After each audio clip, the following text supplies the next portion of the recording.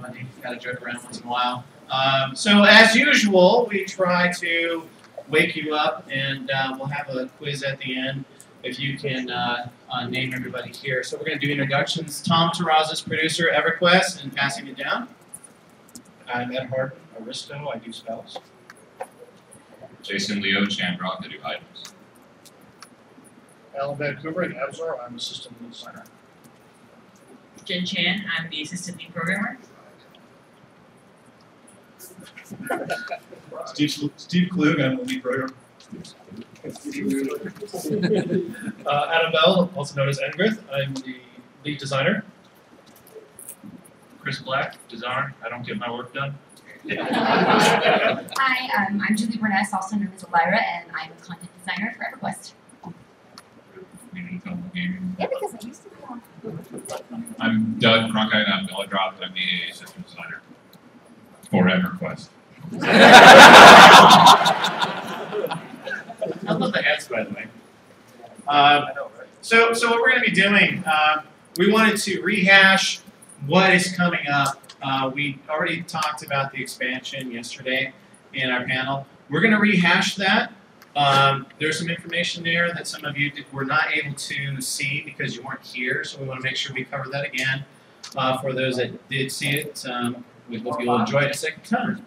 And then we're going to be going into a little bit of an update for some of the information that we've run out just recently. As we found out in conversation, some of you don't know some of the stuff that we've come out just recently, but then it speaks to us on some of the questions we had in the other panel of how do you find stuff to do in the game? What do you do first? How do you find out what you're going to do? So that really kind of taps into the things that we want to know. And actually better the way that we actually deliver it to you. How do you know about the cool stuff that we have in the game? So we want to make sure you know about that. You're here, so we want to give you that information. And then we're going to go into what else.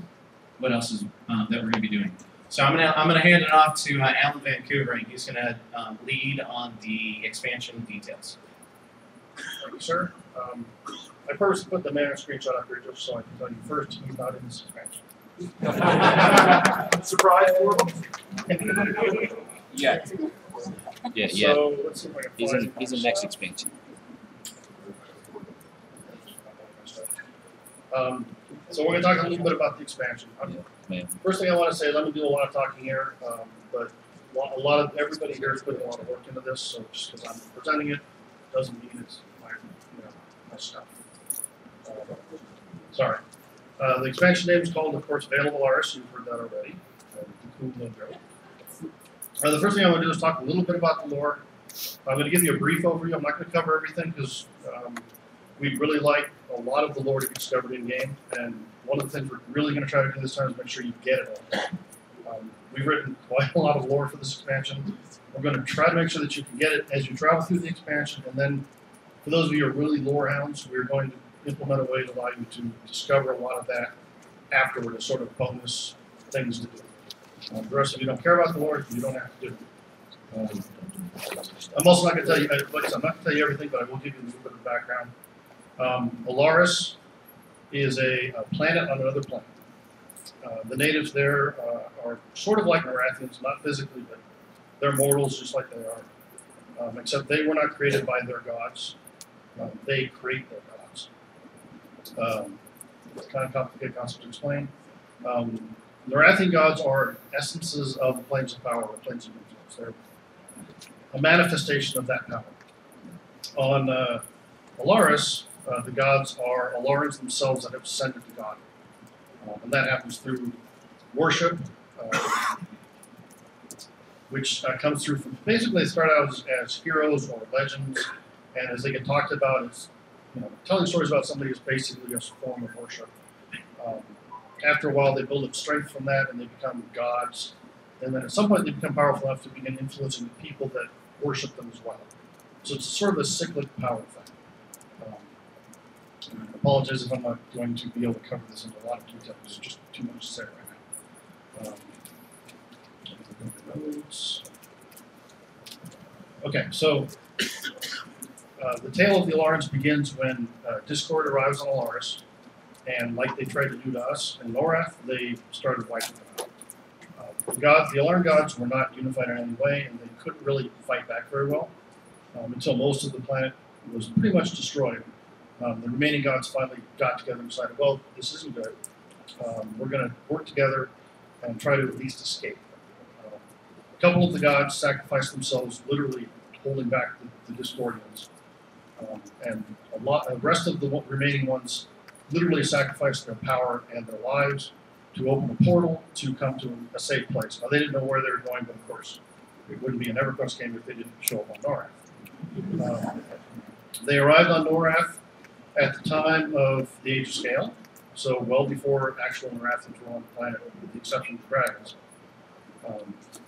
They landed on a continent that, obviously no Norathians now know anything about, with the exception of the dragons.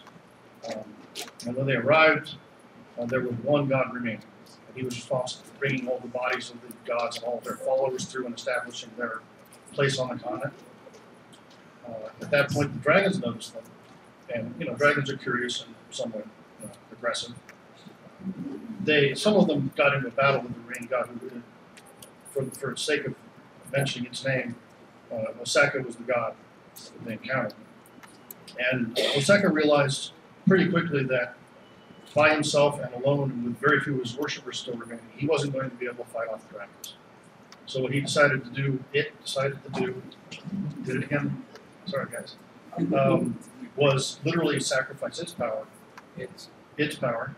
to bring up the veil, which hid it from everybody. The dragons know it exists, but they can't find it. It's a mental block, it's a physical block. Sekka's the god of tides and travel, so it was its ability to make it so they couldn't find it in the water and couldn't really notice it as they flew around. So those gods have been, or the Alarm Gods have been dead for a little while. But with enough worship, they will regain their strength. I did miss some of this. Some of this stuff I didn't actually tell you last time. Adam was yelling at me, and he was right. So what happens is each of the gods has a set of followers, and they're slowly gaining power back through that worship. What happens, however, some of them aren't content with that, and I don't know how much I want to actually do it. Let's just say that they're responsible for some of the stuff that's happened recently. So, yeah, I think that's about as much of this as I really can go into. I apologize for not giving you a lot of lore right now, but realistically, we want to have you experience that in the game. It ends up being very important to the plot, so I'm going to leave it at that. Feel free to ask questions later, but certainly answer. I have also a little bit of concept art for you and some of the zones that relate to those concepts. So this is the first zone you run into, which is Argath. Hildera is the god of war and steel. Battle and steel. You should sit up here. Back here. And then this is a screenshot of the zone, more or less from the picture of the viewpoint of the concept. And this is what we call Windsong. I can't remember the god that this is dedicated to, but he's here. And it's sorry. I'm going to make Adam explain the thing when we're all done. So Take a drink. Yeah, take a drink. This is the concept, and again, this is the art. Our lead artist would want me to explain to you that this isn't done. Particles aren't working here. I messed up the fog when I took the screenshot. So this is the basic alarm. It's actually a ghost, but we're using it as basically the basic map for the alarm. That's why it's floating off the ground a little bit. Take a drink. You bring me a drink. I'll start. And then here is the first pass of the model. I again have to stress it's still very much in beta. This is the Juggernaut. The guys who live in Argath obviously were some god of battle and steel, so they were heavier armor. That's the model. I don't know if I'm going too fast or not, so I'll just give you a few seconds there. These are soldiers of another god, which I really don't want to go into right now. And that's the model. I just wanted to point out how closely the models actually resemble the concept art. It's hard to tell without the textures. If you're not familiar with seeing them this way, it's really hard to see up close like this way. Citizens of Argath and mostly completed.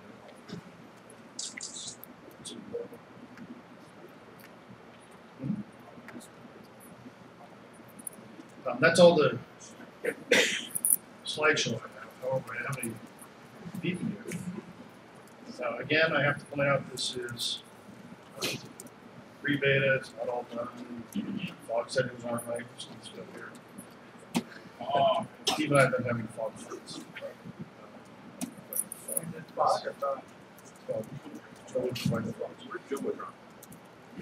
Hiding. Jumbotron.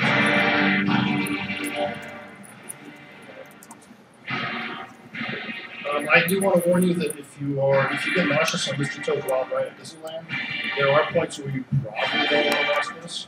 And I have to apologize again because my video card literally exploded right after taking these videos. More fog. There are some video glitches here.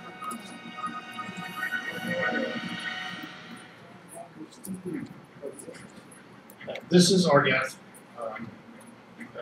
Unfortunately, the video starts a little slow, so we'll talk about it in a minute.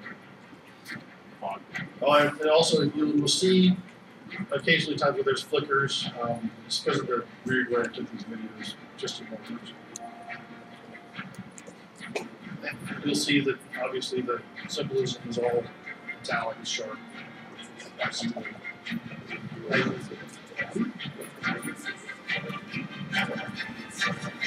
this is the first zone of the expansion. This is where you guys will be.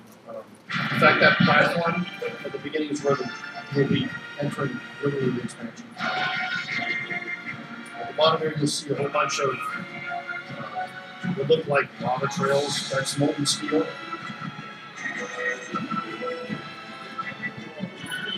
Oh, that's a wall. As I said before, I drive that way, so I take videos that way.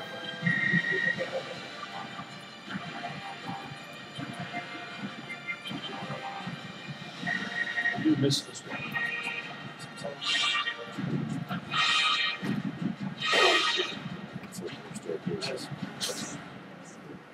So yeah, again, I want to point out the fog setting will probably be fiddled with.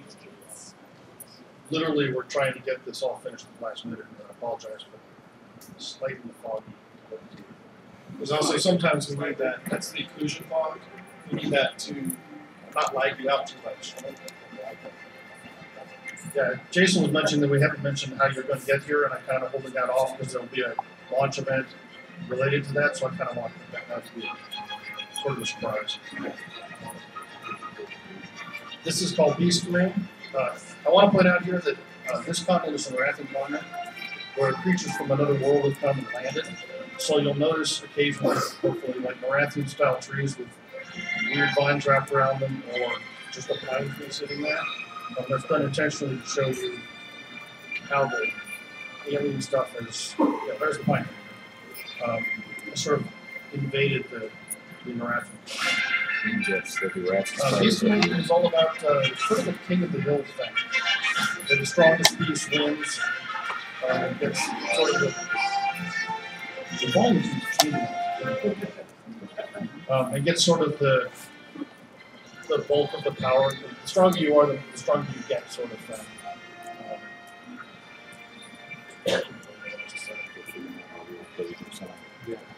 It's pretty. It does look a little underwater. I apologize for that too. It's not actually underwater, all right. I'm pretty sure Steve's just going to code out fog in a minute. Resplendent Temple is, ignore this part. Resplendent Temple is dedicated to the god of splendor. I also have to point out that this building, this structure isn't finished being textured, so it's a little bit, foggy, but it's also a little bit white. That'll get more texture later.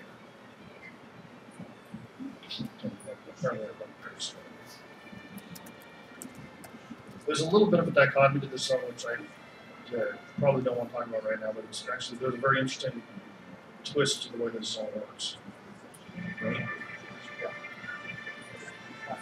I want to point out that part of the way this works is each of us sort of get to be responsible for a zone. So you get to see a little bit of the designer involved in each of these zones. Explain Julie is this. I got Beast Command actually. I had a hell of fun with that zone. So. And the lag, I'm going to blame that on my video card. The fact that I was recording and running it. Even as a system lead, you don't get the best of people. Especially as a system lead. Next. The next zone is Seraph. This is Osaka's city that he built, or had built. Yeah, so what I'm going to do right after I explain this zone is give the mic to Adam to explain the thing. So built in its image, it's like the city that if it could live in anywhere, it would build this. And it's like dedicated to him, and it's right. All right, I'm going to give the microphone now. Yes, the Alarans are actually both genders, so they have their own pronouns. And yes, we have to refer to them as it because they're not him or her. Very interesting design challenge. Because it's very hard to remember, as you can tell, to write stuff in the right pronoun. And I love this super challenge. Now the glowy thing you're starting to see in the distance is Rubak. It's the actual temple to Osaka. It's actually called Rubak Osaka. And the foggy thing in the background is it's a giant ball of frozen water. And there's an interesting explanation of this, which also is on that way. The next thing we'll do is actually take you into Rubak and give you an idea what that looks like. It's actually a giant conch shell. So as you travel down, it gets bigger. This is part of the place where you might, if you get motion sickness, just want to glance over. Just want to turn to this. And I do want to mention how awesome our artists are, because when you say, yeah, I want a shell with some awesome pearly water things in it, I mean, I know that I probably didn't expect to get performance to the back. I don't know. You want to talk about this some more? I can. One important note is that unlike the other gods, Osaka actually has its own race of followers called the Kanal, are essentially the high priests in this temple, and they have the ability to move and shape water, which is why you saw some of those watery walls, that sort of thing. And Obviously, the planets are really good. This is Pillars of All Ra, and again, my video card is more than link. This is the god of magic. Its worshippers believe in, I don't know if Don wants to talk about this or design, or just need to talk to you comes to class with him. Yeah, these Alarans all believe in magic, but they have their own take on magic. There are 4 sects that tend to take their impression or interpretation of what the magical powers are. There's light, dark, pure magic, which is more like arcane, and then nature, and their interactions with each other. The light hate the dark hate the light, the nature hate the pure hate the nature, and then there's different associations amongst those. So each temple, there's 4 temples in this. Each one is dedicated to that particular sect, and its architecture reflects that, as well as its texturing and the quests and sort of things that are involved in it have their own flavor based upon what the sect is. And the zone is easily the best one in the expansion, in my opinion, but that's just because we designed it. I do admit this is a very awesome design. This is the part where I warn you that if you get motion sickness, for like the next 10 seconds, you probably want to just close your eyes. Yeah, this is the nature, for example, and you can see everything is wood tones. The idea behind this was that this wasn't so much constructed as this temple was grown out of a living tree type of a situation. It has, age rings in some of the textures, and things are slices of wood as opposed to anything created or crafted. The sepulcher of order is the end zone. This is where you meet the final bad guys. This is an area dedicated to effectively to all the gods. And you'll see a little bit of it in a few seconds here. I have to apologize again. I didn't open this door fast enough. So it was late. On either side here, I'm trying to motion you guys are watching the picture, but like on the left here, you'll see bits of temples. I didn't have time to really go look at every one of them. That was tied in battle. And this one's coming up. Each of these is a temple / representative burial place for each of the gods. And then in here is the burial resting place for the final 3 gods of the expansion. And again, the wild rite warning comes on about now.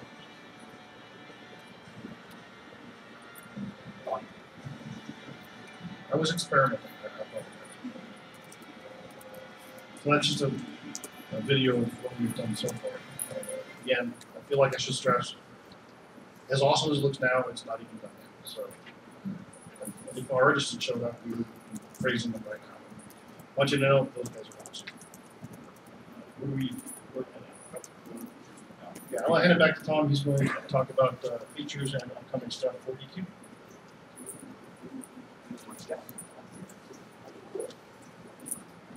All right. Oops. So the table's a little taken. How about those enchanters to stand up again? Yeah, right here. Okay. We won't do that. We will go to bards. Nobody plays those.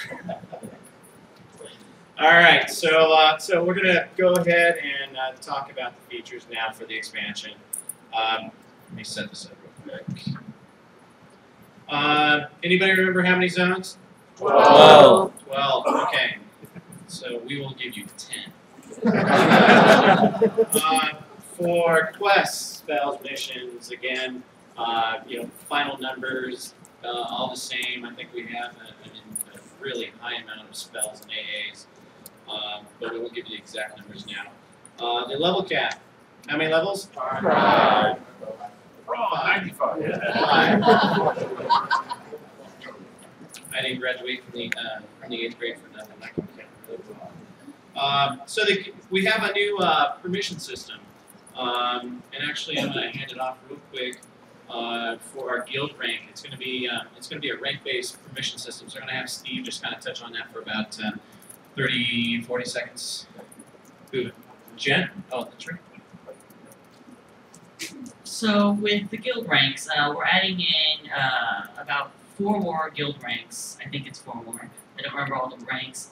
And so you'll get a lot more granularity with who has what permissions to do what in your guild. And you'll be also able to change those ranks into anything you want. Let's say you want your recruits to all be called fishies. Who knows? You'll also be able to assign the different permissions of the guild to those ranks. So, let's say for instance, you want everyone that is not a recruit to have access to the bank. You can set that. Let's say you don't want anyone that's a recruit to show your guild's tag. You can set that. There's a whole bunch of different permissions, about 32 last time I checked. All that you can individually assign to each individual rank. There's also a tie-in to player housing and the guild halls here. Before, if you wanted certain people in your house, or if you wanted certain people with different ranks in your house, you had to go through and you had to type in everyone's name. Now you can just say, hey, I want everyone that's an officer in my guild to be able to come in and move around all my furniture and give me gifts. Exactly. And we're also tying in at the fellowship ranks into housing, and that's all tied into the guild halls and the placeable guild halls. And with the new guild halls, you'll be able to decorate it however you want. You're not stuck to the original guild hall style anymore. And the statue will just be a placeable object, so you can decide whether you want it or not. Thank you, Jen Chan and Adam Bell. All right, more guild trophies. Adam? Yes, there will be guild trophies. They'll work similar to how the housing trophies work.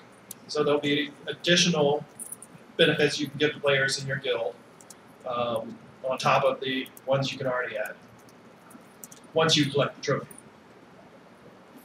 Is it a separate tab from the existing guild tribute?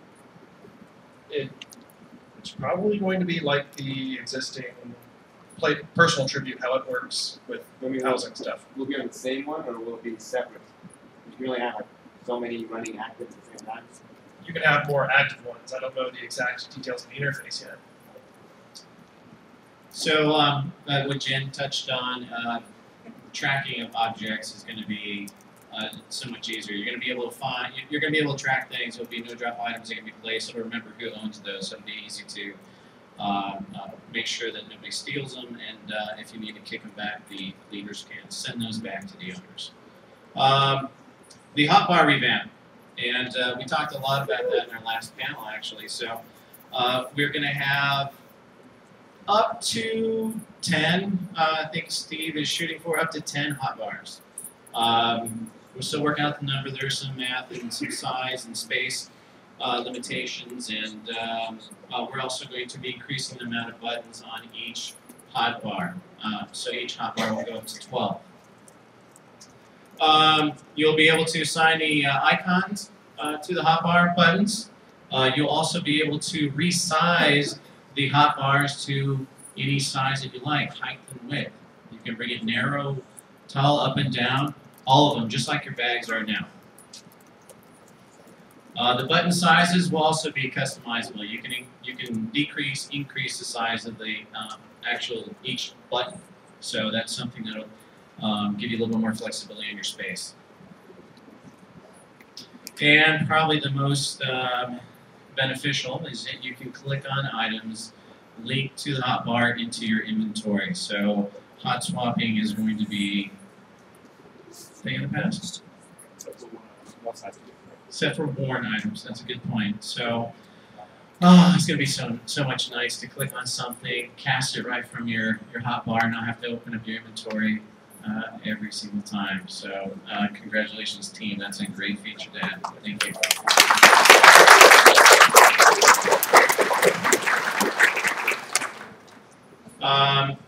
And of which you all have been asking for. So I don't know the type of interaction that you may be allowed on other games, but I do commend this team for being very active on the boards, for being here and welcoming your feedback. I know there's certain things we cannot do, but I do appreciate that you all are here and give us the feedback that we're actually able to give you things that you want. And over a certain period of time, some things we're not able to do, but we still keep those items on our list, and we're able to actually get to them. So it's pretty cool. I appreciate you guys being here.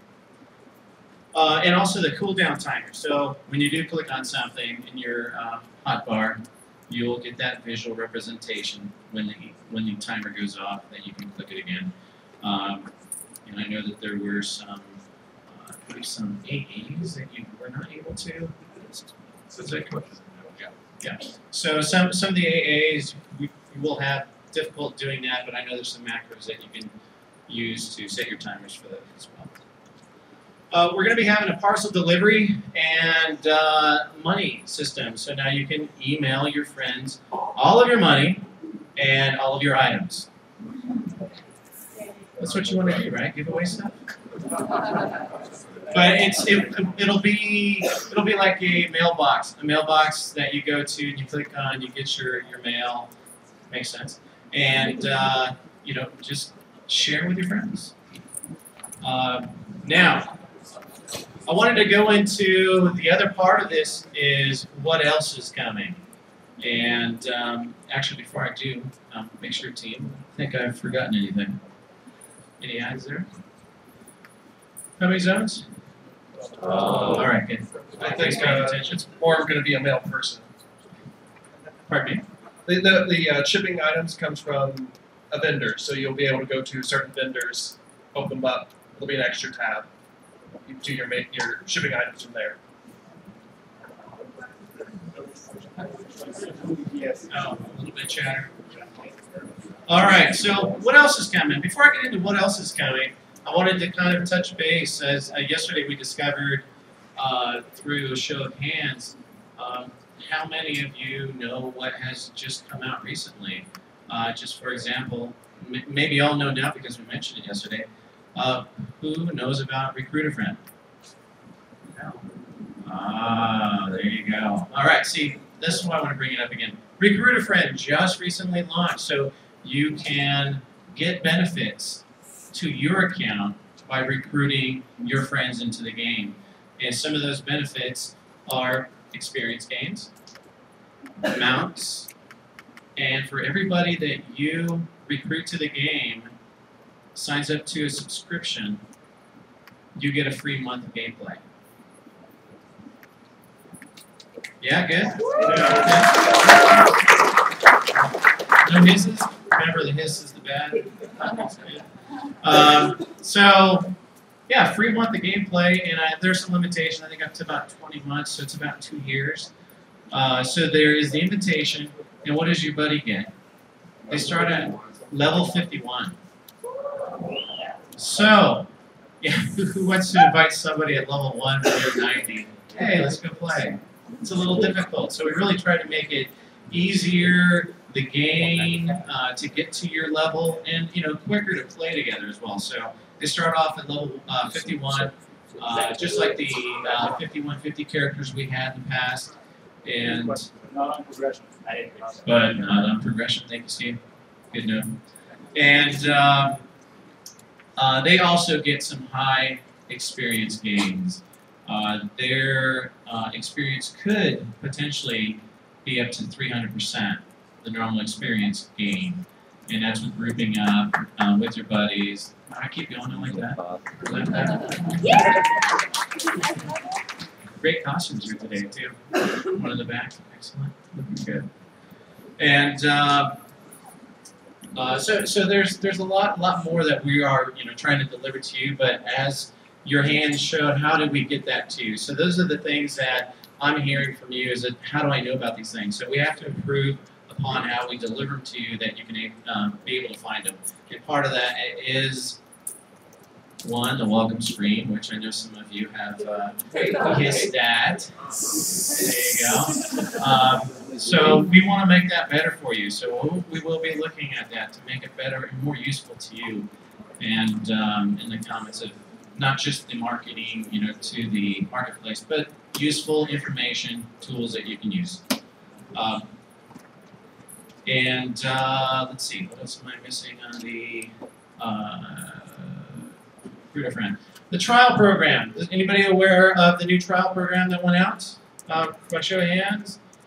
All right, so you got a buddy. Maybe you don't want to invite him to the Recruiter Friend. You just, I know you, but I don't want to be part of you or be with me. We actually have the new trial program. If you remember, we had the Escape to NORAD, and that had its limitations.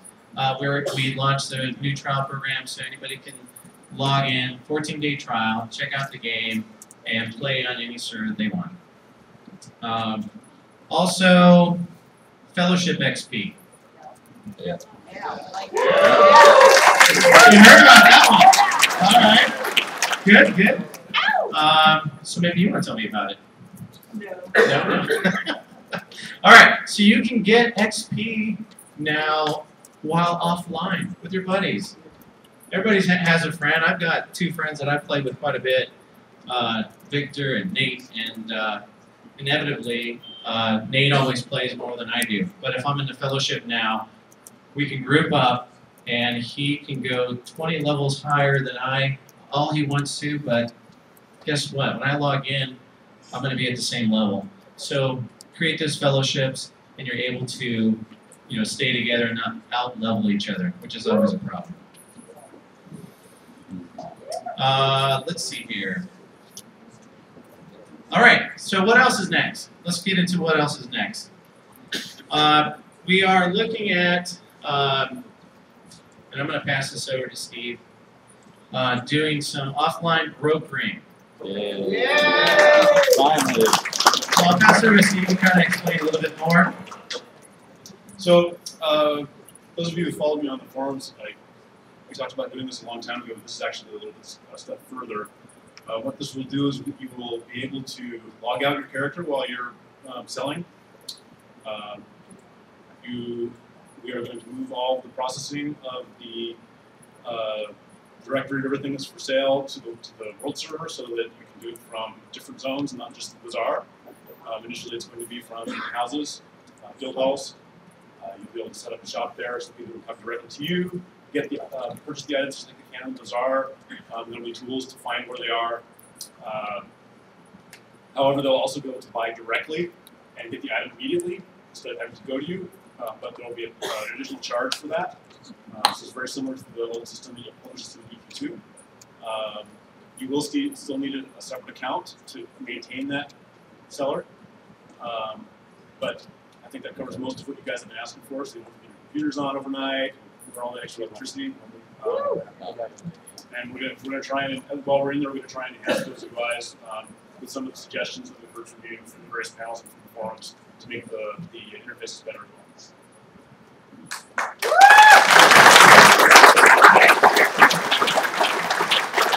Thank you, Steve Clue. I might add, possibly we're looking to maybe allowing you to brokers in many places in the world, not just from your home. So we're looking into that too. So that's not a promise. That's just something that we're looking at.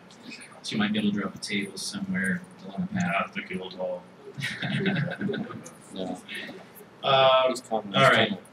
Moving on. All right. So we had a lot of questions yesterday about mercs and being able to have more than one. Yes. We're not going to allow you to do that, though. Yay! I'm kidding. We are. We're going to allow you to have more than one merc.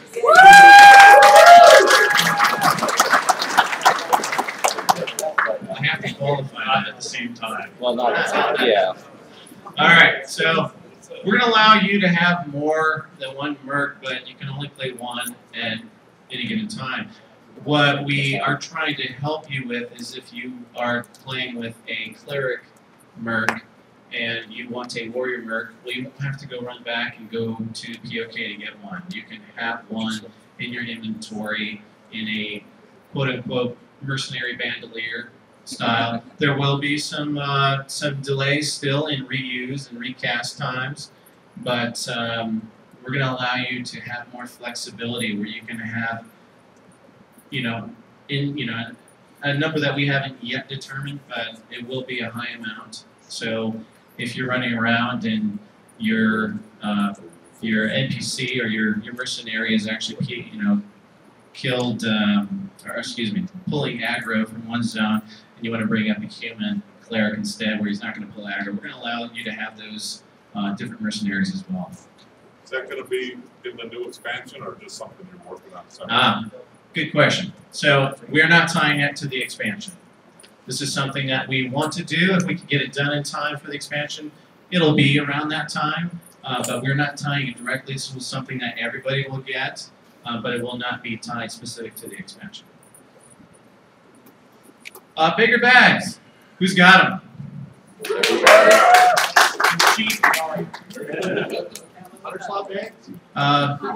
Who doesn't like them? That's the great answer I wanted to know.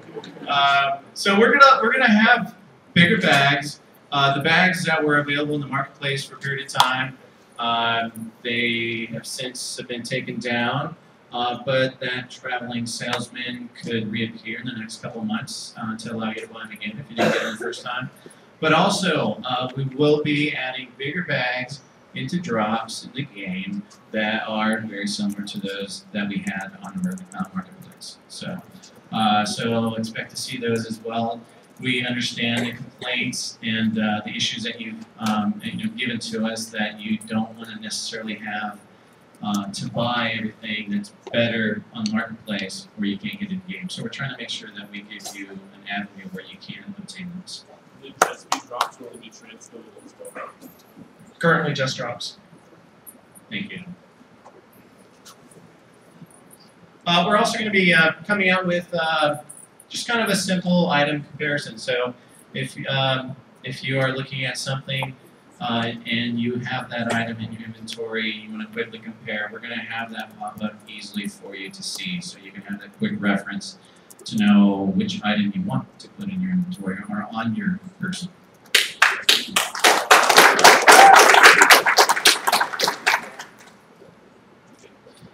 All right. Adam, did you want to discuss what I mentioned last panel? I don't have anything directly for you. The buff hold, we are hoping, I have plans to have a house item that you can do that, because it's a house item to be able to work in the new guild halls. So the timer countdown, we are looking to add some items that will help you not have that countdown happen in your guild halls as well as houses. So we're still working on that. So stay tuned. You're talking about tribute? Buff hold. Buff holds? It'd be more like an NPC that you would place, or an item that you would place. Well, it doesn't in the guild hall now, so. Oh, it'll act like the guild lobby. Your buffs will not count down while you're under the effect. Doesn't do that in the guild hall now.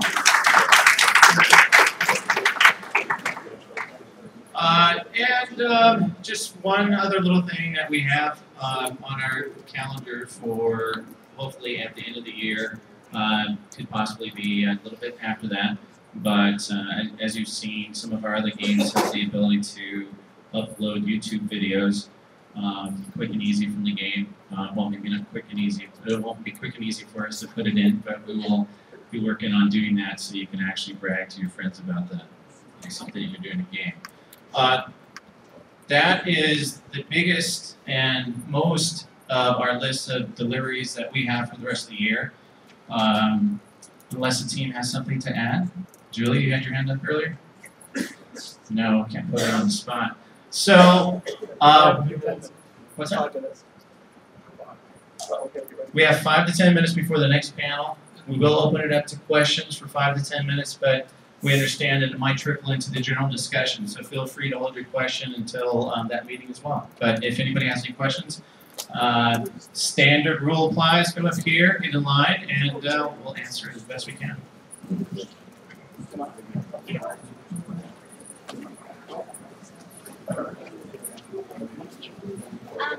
Is there any way to have your like a merchants, your reserve mule up without logging in like a EQ2? We don't plan on going that way. You have to have your account gets taken. You're not actually logged in, but that account is claimed.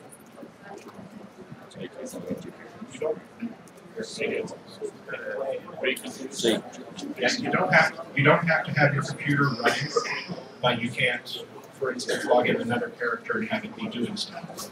So it's still devoted to selling, but your computer doesn't have to be on. If your internet still is on on, something, but it's still there. How could you do that? Okay, so you log in your character and have a bizarre mule up, then turn off the computer? Basically, yeah. Yeah, there's an interface that lets you, once you've logged in your bizarre mule, you can then log out and leave that bizarre mule running. Oh, okay, thank you. I know we're all very excited, but if you guys could just try to keep it down so these would be no questions I could answer. you mentioned new taunt or hit mechanics. Did you want to go into detail about that? I mean, or is it just going to be as blunt as you put on the Steel Warrior forms? Alright, so be blunt. So the short of it is, we obviously have had issues over the years where you can get into a ping pong situation where warrior taunts, he moves to 1 above the hate list, but somebody else is accruing hate at a faster rate than the warrior is, and that warrior quickly loses hate and it goes back and forth, literally as fast as you can push the taunt button. So one of the things that Ed and I came up with was the ability for a taunt, when successful, to lock that NPC to be attacking you for a given amount of time. We can set that time. Additionally, we can set it so that other classes generating hate will generate hate at a reduced rate that we can also set. So we can say that, if the warrior taunts and for the next 8 seconds, the NPC is only going to attack the warrior, and during that 8 seconds, everybody else is only generating hate at a 60% rate, something that allows the warrior to overcome that curve. Because commonly, the best example I can think of is warrior taunts, takes aggro, necro dot ticks, tank no longer has aggro. So things like that, that's the main function of what's going on, and that's going to be quite configurable for us so we can use it, upgrade it, have many different uses for it. Hopefully we can also use it against you.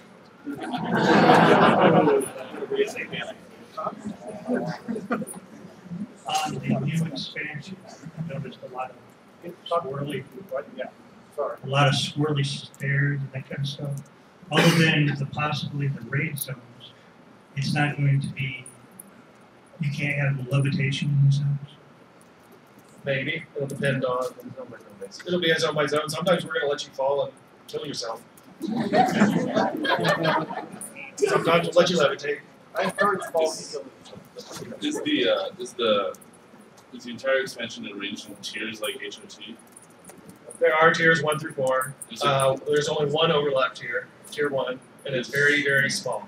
Is there, how many zones are going to be like tier 4? Is it just going to be? There's actually 4 tier 4 zones this time.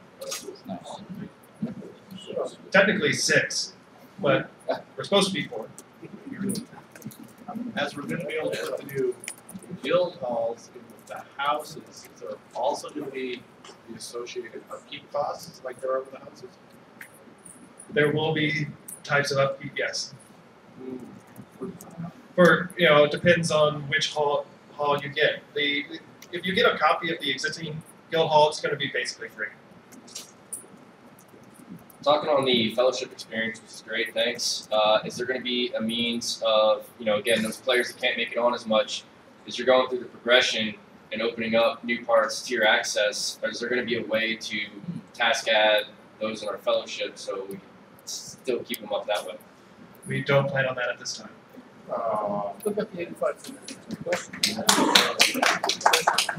To touch base on the guild halls, and I think I skipped over it on my notes, we're going to have 2 new guild halls that you can place in your neighborhoods. We're working out the delivery method, but it'll be brand new inside and out. You'll have the flexibility, all the creativity you want on decorating it. And we are also creating an exterior for the current guild halls, so you can place all 3 of those in the neighborhood zones. And if you've purchased one of the, guild hall, guild mates only zone, keep people out of that zone. We're looking into things that you might be able to do later down the road, not for the expansion, but maybe we can do something where it's guild based, where you can decorate the zone, have your own parties. But that's something way down the line, just still in conversation. But we're allowing you to place all those guild halls in the neighborhoods. Concerning mercenaries who like to run away if you accidentally forget to have enough money on you, is there a way to set it up so that they could go on strike instead? And when you have money, they would come back to you and not have to go back and repurchase a brand new mercenary? They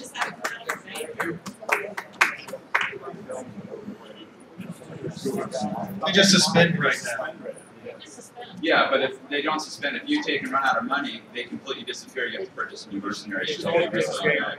Yeah, they should only be suspending if you want. I suppose we can have them attack you or something.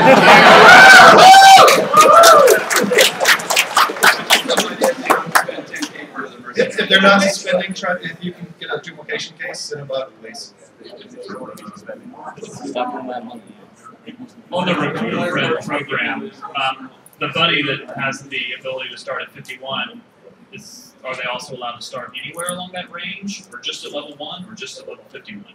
Just 1 or 51 at this point. Only one 51 character. only 151 They're characters. getting 850, 150. Remember that old Yeah. thing that they get? They're getting one of those. Okay, thank you. Ever or recreate? Is it only one ever? Right now it's ever. It was, yeah, one ever. Currently, it's one. Who knows the future? I have a question regarding the recruiter fan. I'm from Star Wars Galaxies, and Gilda and I talked about trying out EverQuest. All right. If we do get a recruiter friend option where somebody can start at level 51, but a lot of us already have all access. We already have access again. We're not going to be able to get a new monthly subscription for you. We're not going to know anybody who's going to mentor us. Is there any way we can get a tune at 51?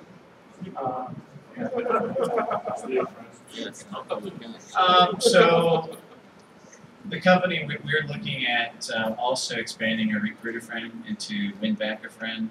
So that's something that we are working on in designing. So that might be something we can do.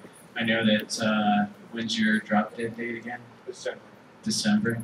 Okay, we'll see what we can do. That's a good subject to bring up. Thank you. Great, thank you. This is one that was brought up with the offline brokering. Just something with the way it was mentioned is it sort of consumes your account. Now the question is, has it been taken into thought what this will do with station access accounts? Because in station access, if you're logged into one game and you try to log into another, it boots you out of the other games. Is that going to prevent you from being able to play, say, DCUO while you have a broker? Just the same as it currently is. So it's going to prevent you from playing like another game if you have an offline broker and you're not playing EQ. Because that would extremely just limit as it the currently functionality is for anybody else station access. Unless we can figure out a way of not doing that. Okay. That may be a technical issue. Are the guild trophies that you talked about, are those going to be done? I mean, currently trophies are given out for questing. Is it going to be done based on like raids and stuff? Like, I mean, That's one of the plans, but we probably will want both for people who aren't in big raid guilds. So there'll be both. There'll be like raid ones that will probably offer better buffs that raiders, also they maybe did like better group stuff. achievements or something like that too. Right, and then some possibly from achievements, and possibly from quests, and possibly from drops. Question about the fellowship sharing experience. As you know, you cannot share your information with your friends, obviously. So if you're sharing experience with someone that can't be online for say 2, 3, 4 days, they're max AAs. Their experience is just wasted. Is there a way for when you're doing shared, they can go into something like a task reward that can claim for that? We want them to log in. The whole point of it is they can't. But we don't want to log in briefly. Yeah. All right. Can you make it so the fellowship experience, anybody in the fellowship can toggle anybody's experience instead of just the fellowship leader? Because in theory, everyone in the fellowship is friends, and they should be comfortable managing other people's experience. If I log in and my fellowship leader logged out and she's got her experience logged in, I might not want to give her experience. But I have no choice if I have somebody else in the fellowship who needs experience. Yeah, but they might be like my fellowship leader, she's max AAs and she's toggled in to help everybody else. Well, she's logged out and she's getting those AAs and she might be, hurting other people. This is simple. It's a little risky. Yeah, it's a little risky to allow everybody to do it. Yes, theoretically, you're all friends because that is the purpose, but that's not always true. Okay. For progression trophies in the guild subs, one thought instead of having a placeable item might be a free roaming NPC that represents the mob that you overcame.